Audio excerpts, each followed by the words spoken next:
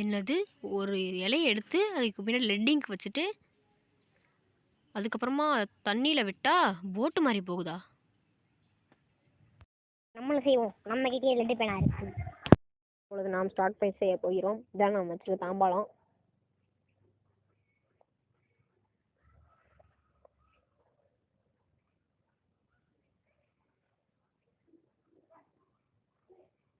நல்லா இங்க் வச்சாச்சு. இங்க பாருங்க, இங்கு நல்லா வச்சிருக்கோம். இப்போ நம்ம விட போகிறோம்.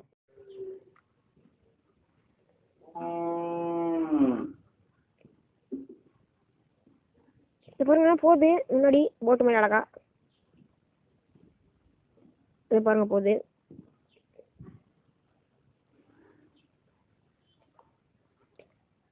ஃப்ரெண்ட்ஸ் டிப் பாத்தீங்கன்னா உண்மைதான். நீங்களும் வீட்ல ட்ரை பண்ணி பாருங்க.